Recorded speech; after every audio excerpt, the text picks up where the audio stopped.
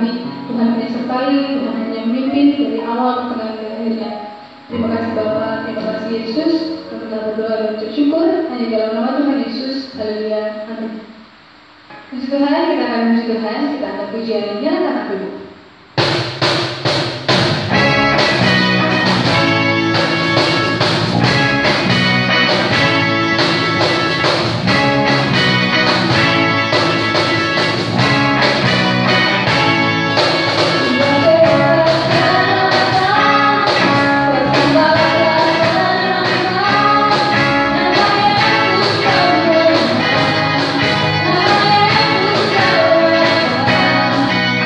Terima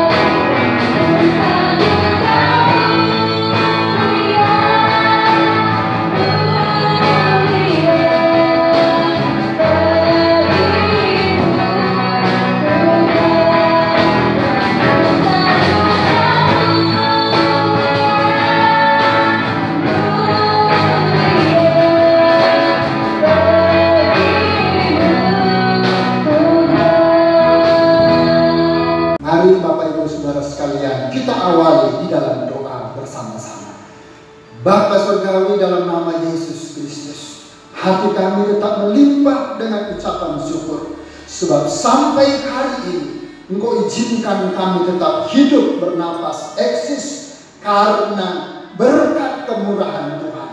Lesson itu Ebenezer sampai di sini Tuhan sudah menolong kami. Pertolongan Tuhan yang sama bahkan lebih dahsyat lagi Tuhan pasti kerjakan dalam setiap perjalanan kehidupan kami. Bapa, sebentar lagi hamba-Mu mau memaparkan berita firman Tuhan. Izinkan hamba-Mu berkata-kata sesuai dengan apa yang menjadi rencana dan kehendak Tuhan. Taruhlah firman-Mu dalam hati dan mulut hamba-Mu.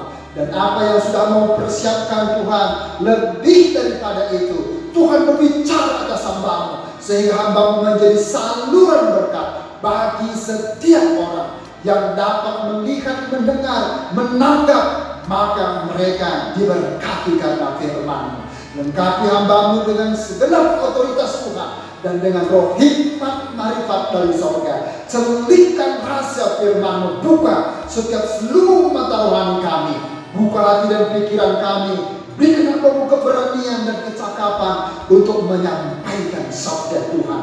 Ampuni hamba-Mu yang berdosa ini, supaya hamba menjadi berkat bagi banyak orang. Terima kasih Bapa di sorga. Hamba percaya Roh Kudus yang bekerja awal sampai akhir dari pemberitaan firman Tuhan yang hamba-Mu sampaikan. Terpujilah nama-Mu Tuhan. Hamba siap untuk memaparkan firman-Mu demi nama Tuhan Yesus Kristus. Haleluya, haleluya, amin. Haleluya, haleluya. Shalom Bapak Ibu Saudara sekalian. Apa kabar hari ini? Doa dan harapan saya tentu kabar baik luar biasa, karena kemurahan Tuhan yang sungguh luar biasa besar terus melingkupi kita, terus memenuhi kita, sehingga memungkinkan kita hadir, hidup, tetap eksis sampai hari ini. Semua karena berkat kemurahan daripada Tuhan. Puji Tuhan, haleluya.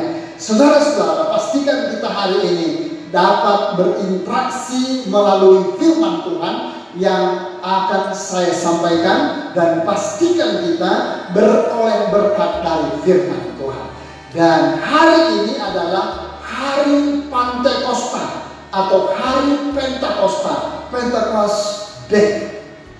Nah, saudara-saudara, sebelum saya menyampaikan materi firman Tuhan lebih banyak, saya ingin mengawali untuk menjelaskan bahwa kata Pantekosta dan kata Pentakosta adalah dua kata yang memiliki makna yang sama. Lalu bedanya apa?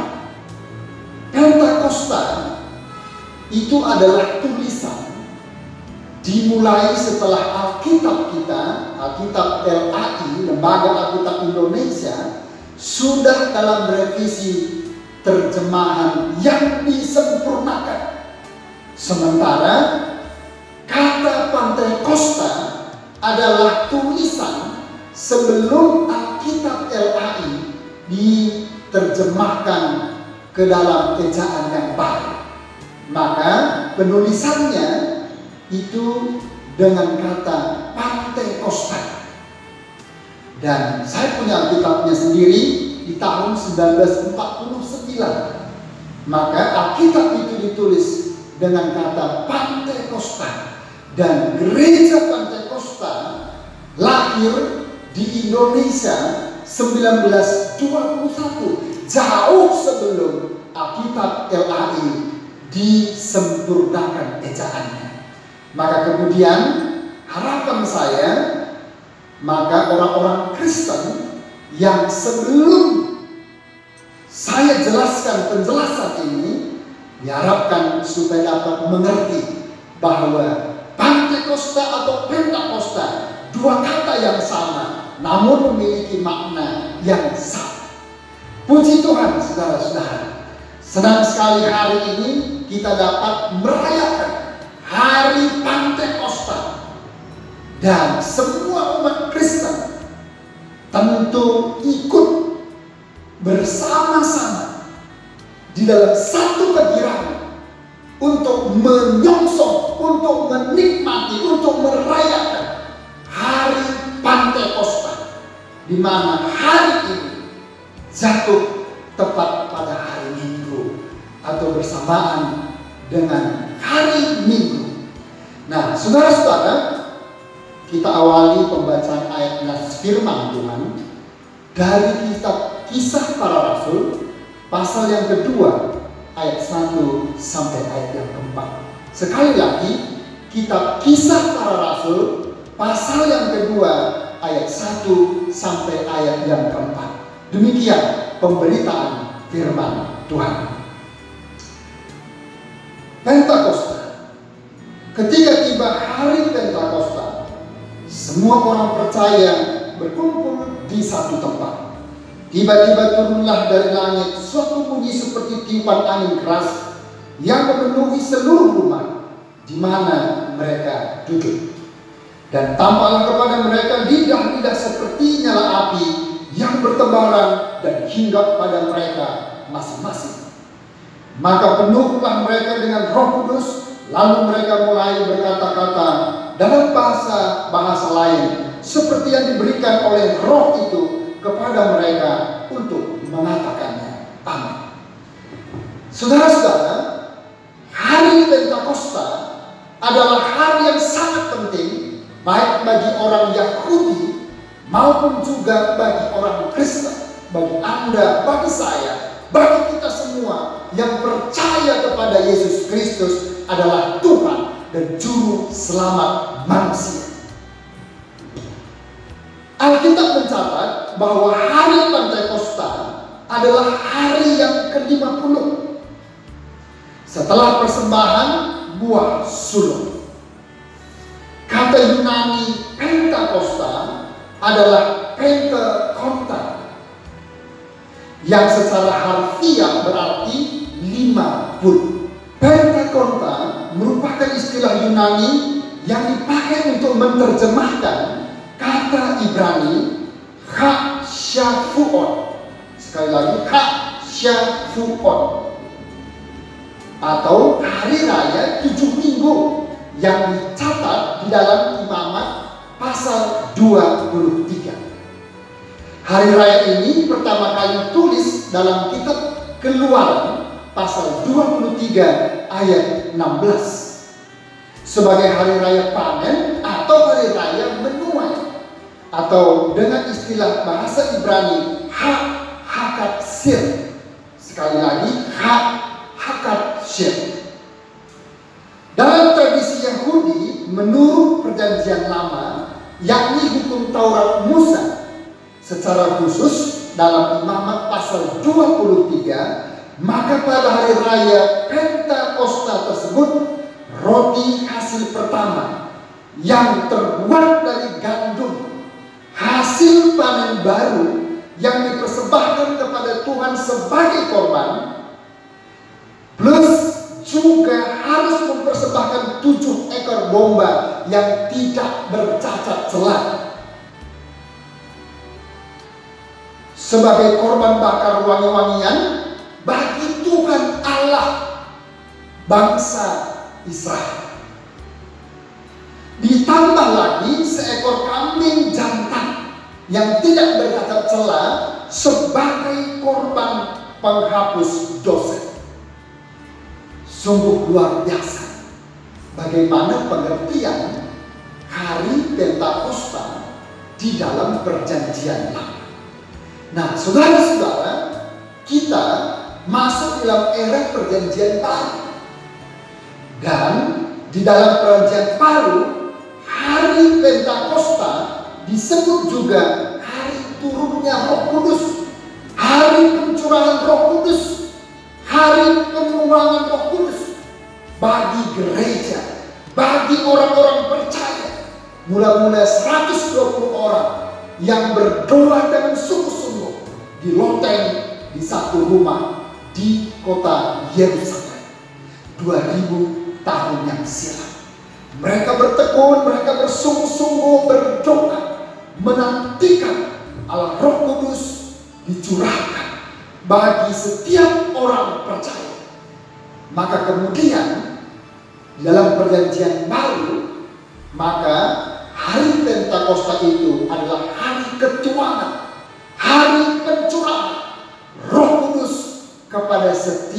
orang percaya kepada Tuhan Yesus Kristus. Semua yang percaya katakan amin. Haleluya, puji Tuhan. Dan masih dalam perjanjian baru, hari Pentakosta secara paralel berarti hari lahirnya gereja, lahirnya eklesia, orang-orang yang Tuhan sudah panggil, orang-orang yang Tuhan sudah pilih, orang-orang yang Tuhan sudah tetapkan, orang-orang yang Tuhan sudah teguhkan, menjadi orang-orang yang percaya dengan mulut dan hati bahwa Yesus Kristus adalah Tuhan dan Juru Selamat secara pribadi. Haleluya, haleluya, puji nama Tuhan. Selanjutnya muncul satu pertanyaan, apa makna hari Pentakosta bagi gereja Tuhan di masa kini?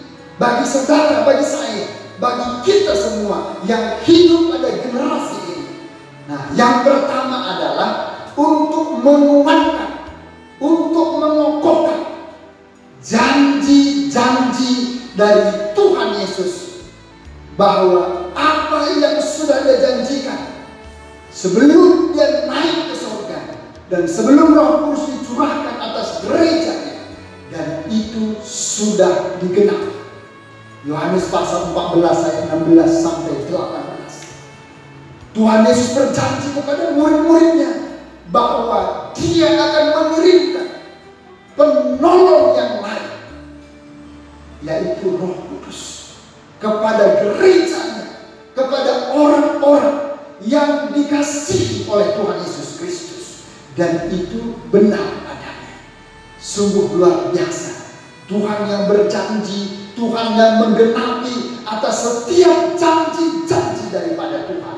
Oleh sebab itu ketika Tuhan Yesus naik ke surga, duduk di sebelah kanan Allah Bapa, Dia kemudian mengirimkan Roh Kudus seperti yang Dia janjikan, meneruskan janji Bapa kepada orang-orang yang menantikan pertolongan daripada Tuhan. Amin, saudara-saudara. Dan oleh sebab itu kita sungguh bersyukur atas janji-janji Tuhan. Kita sungguh dikuatkan di dalam keyakinan kita, dalam iman percaya kita sebagai orang-orang yang dengan terus berharap, yang terus menaruh keyakinan di dalam Tuhan Yesus Kristus sebagai penebus jiwa kita.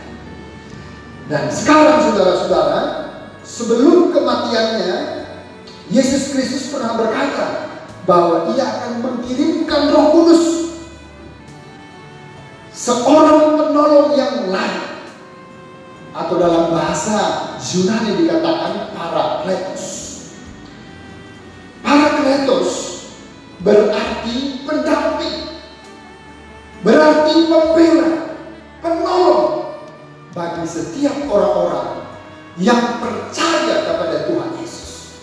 Dan oleh sebab itu kita sungguh bersyukur hari-hari ini ketika Roh Kudus sudah dicurahkan kepada gerejanya 2000 tahun yang silam, maka Parakletos, penolong itu, sudah berfungsi sejak 2000 tahun yang silam sampai hari ini. Bahkan Parakletos itu tetap berfungsi sampai kita tetap menyongsong kedatangan Tuhan Yesus untuk kedua kali. Sungguh luar biasa pekerjaan penolong itu. Sungguh luar biasa pekerjaan Parakletos itu. Sungguh dahsyat dan heran pekerjaan Allah Roh Kudus itu bagi setiap gerejanya, bagi Anda, bagi saya, bagi kita semuanya yang percaya. Katakan amin. Puji nama Tuhan. Nah, saudara-saudara,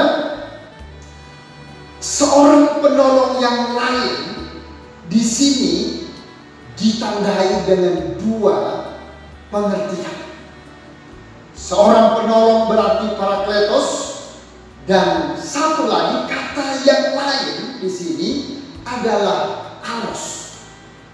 Kata alos ini menunjuk pada seorang atau pribadi atau oknum yang lain dari pribadi Tritunggal atau Trinitas atau Allah Roh Kudus sendiri.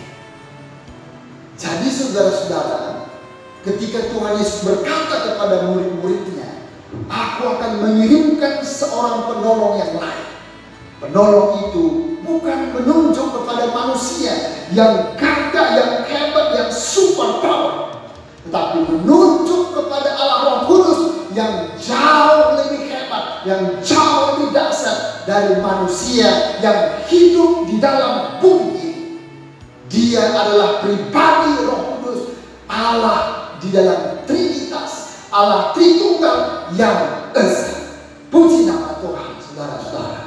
Dan sekarang kita sungguh bersyukur bahwa dengan turunnya Roh Kudus, maka Kristus telah menggenapi janjinya. Dengan demikian kita dapat mempercayai semua janji-janji Kristus yang lainnya. Karena janji Kristus itu sudah sedang dan akan pasti digenapi secara komprehensif, secara menyeluruh, dan tidak ada janji Allah yang tidak akan digenapi, melainkan semua apa yang pernah Tuhan janjikan, maka semua akan pasti digenapi oleh Tuhan. Oleh sebab itu saudara-saudara, seperti Tuhan Yesus pernah berjanji kepada murid-muridnya, aku akan mengirimkan seorang penolong yang lain. Maka Tuhan Yesus mengirimkannya dan sudah digenapi sejak 2000 tahun yang silam. Maka kemudian janji-janji Tuhan yang lain, Tuhan akan menyediakan tempat di dalam kerajaan sorga. Kita percaya dengan iman bahwa Tuhan juga pasti menyediakannya. Kemudian Matius pasal 28 ayat 18 sampai 20, khususnya 20 berkata bahwa Tuhan akan menyertai kita sampai kesudahannya. Maka janji itu tetap berlaku kepada setiap orang percaya. Buktinya hari ini, oleh karena penyertaan Tuhan yang hebat dan luar biasa, Anda dan saya tetap ada sebagaimana kita ada. Bukan karena kuat gagah kita, bukan karena kehebatan kita, bukan karena faktor intelektual kita, bukan karena kebetulan, tetapi karena penyertaan daripada Tuhan. Anda dan saya tetap eksis, tetap hidup, dan kita katakan puji Tuhan, haleluya. Semua karena berkat kemurahan daripada Tuhan. Puji nama Tuhan. Dan oleh sebab itu saudara-saudara, janji Tuhan, bagaimana kelak dia akan kembali datang ke bumi ini untuk kedua kalinya, sama seperti malaikat pernah berkata kepada murid-murid Tuhan Yesus, katakan, seperti engkau melihat dia terangkat ke surga, maka hal yang sama dia akan datang ke dunia ini. Dan puji Tuhan, dalam Kisah Rasul pasal yang pertama ayat yang ke-11, Yesus ini yang terangkat ke surga meninggalkan kamu akan datang kembali dengan cara yang sama seperti kamu melihat dia naik ke surga. Puji nama Tuhan, haleluya. Dia terus berharap, terus beriman bahwa ketika Kristus naik ke surga, maka dengan cara yang sama dia akan pasti turun kembali ke dunia untuk kedua kalinya. Puji nama Tuhan, sungguh luar biasa bahwa Tuhan berbicara, berjanji itu pasti akan digenapi, dan tidak ada kata, tidak ada janji yang daripada Tuhan dibatalkan. Puji nama Tuhan. Nah, saudara-saudara, yang kedua adalah Pentakosta mengingatkan atau merefresh kembali ingatan setiap orang percaya bahwa Yesus Kristus yang mencurahkan Roh Kudus pada hari Pentakosta adalah kepala dari gereja. Kristus itu adalah kepala, dan saudara dan saya adalah anggota. Kita semua anggota, dan Kristus adalah kepalanya.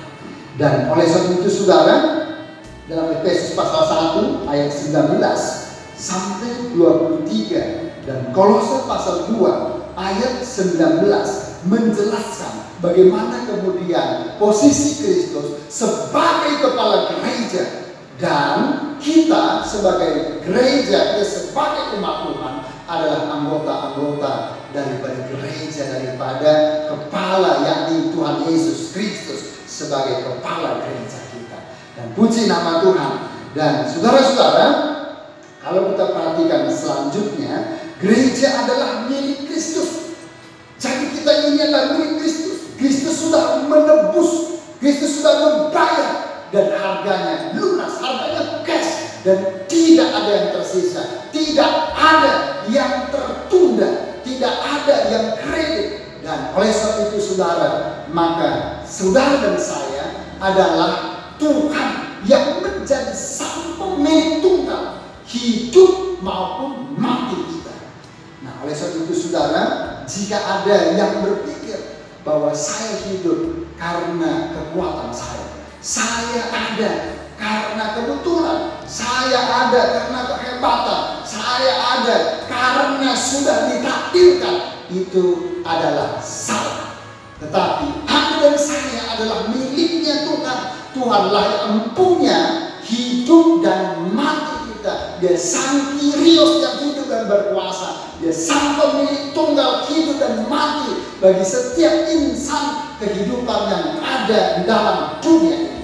Dan oleh sebab itu kita bersyukur bahwa di hari Pentakosta kita diingatkan, kita di-refresh kembali bagaimana memori kita bahwa Anda dan saya adalah miliknya Kristus. Maka sebagai miliknya Kristus, kita sungguh bersyukur, kita bangga, kita berbahagia, kita bersukacita karena Bapa kita adalah Allah yang berkuasa. Karena Allah kita Allah yang hidup, Allah yang berkuasa, menepati janji-janjinya kepada setiap orang yang percaya kepada Tuhan Yesus Kristus. Haleluya, haleluya. Amin. Puji Tuhan saudara.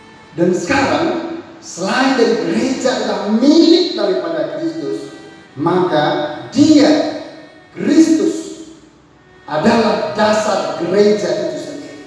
1 Korintus pasal 3 ayat yang ke-11. Ia juga menebus gereja dengan darahnya sendiri. Kisah Rasul pasal 20 ayat 28. Dan melalui kebangkitan dan kenaikannya ke surga, menjadikan Dia sebagai kepala gereja. Yesus pasal 1 ayat 20 sampai 23. Dan Kristus mengirimkan Roh Kudus untuk menghidupkan gereja, untuk menyemangati gereja, untuk memperlengkapi gereja, untuk menyertai gereja, untuk mengajar gereja, untuk menginsafkan gereja, untuk menyucikan gereja secara kontinu terus menerus. Maka kemudian gereja adalah genggaman kuasa Roh Kudus dalam setiap perjalanan kehidupan kita hari demi hari. Maka kita bersyukur bahwa kita bukan berjalan sendiri, tetapi karena penyertaan Roh Kudus dalam sepanjang perjalanan kehidupan kita. Oleh sebab itu saudara, apapun yang kita alami, apapun yang kita hadapi, apapun yang menjadi pergumulan hidup kita, hari-hari yang kita alami, hari-hari yang kita hadapi, kita tidak sendiri. Dan jangan pernah kita mengandalkan kekuatan kita sendiri, tetapi pandanglah kepada Dia, yakni Allah Roh Kudus yang ada dalam hati kita, yang setiap saat beserta dengan kita. Dia memimpin perjalanan hidup kita. Dia menyertai kemanapun kita pergi dan berada. Dan Dia ada bersama kita dalam susah maupun dalam senang. Dalam ketika kita menghadapi masa-masa yang sukar, Dia hadir bersama dengan kita. Dia memberikan kita daya, Dia memberikan kita kekuatan, Dia memberikan kita kesanggupan, Dia memberikan kita wewenang, Dia memberikan kita kemampuan untuk cakap menanggung segala perkara selama kita ada di dalam dunia ini. Haleluya, puji nama Tuhan.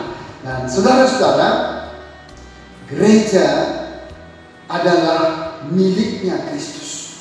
Dan oleh sebab itu, Kristus mengirimkan Roh Kudus untuk menghidupkan gereja, sehingga dapat benar-benar berfungsi untuk mencari misi, untuk mencari pemberita kabar baik di dalam Yesus Kristus kepada dunia, kepada situasi kondisi yang terjadi hari-hari ini, kepada manusia yang ada dalam dunia ini.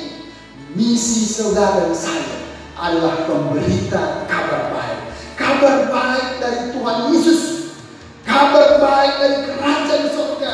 Kabar baik bahwa Anda dan saya dipelihara oleh Tuhan. Kabar baik Anda dan saya disertai oleh Tuhan. Kabar baik Anda dan saya dijamin akan keselamatan yang kekal dan Tuhan Yesus Kristus. Inilah kabar baik bahwa Kristus sudah menebus Anda dan saya. Kristus menjadikan kita menjadi anak-anaknya. Kristus menjadikan kita menjadi alatnya, menjadi sarana, pembawa damai, pemberita firman, pemberita berita keselamatan kepada dunia ini. Puji nama Tuhan. Saudara-saudara, di hari Pentakosta ini, mari kita bersyukur serta mengevaluasi lagi bagaimana aspek kehidupan kita. Sudahkah kita mensyukuri bahwa dengan kenaikan Tuhan Yesus ke surga dan Roh Kudus dicurahkan kepada gereja, dicurahkan kepada setiap pribadi orang-orang percaya, maka satu misi yang harus ada dalam pundak kita adalah mewartakan kabar baik dari surga, kabar baik dari Tuhan Yesus Kristus, kabar baik tentang keselamatan yang kekal dalam Yesus Kristus kepada dunia ini. Jadi fokus saudara dan saya mempersiapkan diri dan merelakan diri serta memberikan diri untuk kemudian satu aksi pergi untuk mewartakan Injil Kerajaan Allah, pergi untuk mewartakan kabar baik di dalam Tuhan Yesus Kristus. Sudahkah Anda dan saya menjadi pembawa misi, pembawa kabar baik kepada dunia? Kiranya Tuhan Yesus memberkati kita semua. Roh Kudus memberikan kita kekuatan dan kesanggupan. Tuhan Yesus memberkati. Mari kita berdoa bersama-sama. Bapa Surgawi, dalam nama Tuhan Yesus, hati kami melimpah dengan ucapan syukur sebab di hari Pentakosta ini kami diingatkan kembali bahwa apa yang Tuhan Yesus pernah janjikan sesungguhnya Tuhan sudah menggenapi, sedang menggenapinya, dan pasti akan menggenapi secara menyeluruh, secara komprehensif, secara total dalam setiap perjalanan kami. Dan oleh sebab itu Tuhan, Engkau memberikan kami satu visi jauh ke depan, yakni satu misi dengan fokus untuk mencari pemberita kabar baik kepada banyak orang dimanapun kami berada dan kemanapun kami pergi.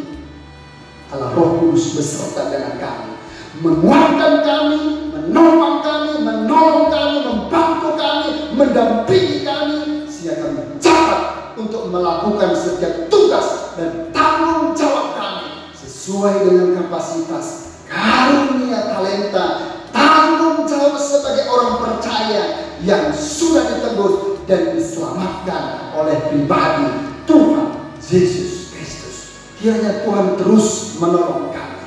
Bapa, Amba juga berdoa untuk bangsa dan negara kami.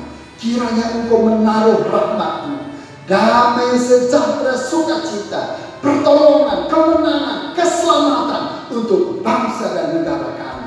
Pakai dan berkati pemimpin bangsa kami, presiden, wakil presiden, sampai menteri kabinet Indonesia Maju, sampai pemerintahan yang paling rendah, RT, RW, kami serahkan semua ke tangan-Mu. Mereka adalah wakil Tuhan di bumi ini. Berikan mereka kuasa, otoritas, kebijaksanaan untuk melakukan setiap tugas dan tanggung jawab mereka untuk melaksanakan pekerjaan yang besar untuk bangsa dan negara ini sesuai program-program yang mereka sudah canangkan, sesuai dengan landasan Undang-Undang Dasar 1945 dan Pancasila, supaya menjadi berkat bagi bangsa Indonesia Dan kami rindu Tuhan, semua aktivitas seperti semula kembali menjadi normal. Oleh sebab itu Tuhanlah berkemurahan agar supaya bangsa kami dianugerahi dengan anugerah keselamatan. Terima kasih Bapa yang baik. Berkati juga gereja-gereja, berkati hamba-hamba Tuhan, berkati seluruh umat yang percaya kepada Tuhan. Teguhkan firman-Mu, teraikan menjadi rema, dan pakai kami, mampukan kami hidup on the track dalam firman-Mu, serta menjadi pelaku-pelaku firman Tuhan. Demi nama Tuhan Yesus Kristus, hamba sudah berdoa dan hamba akhiri memberikan firman Tuhan pada hari ini. Dan saudara-saudara yang terkasih, mari kita menendahkan kedua tangan kita kepada Tuhan.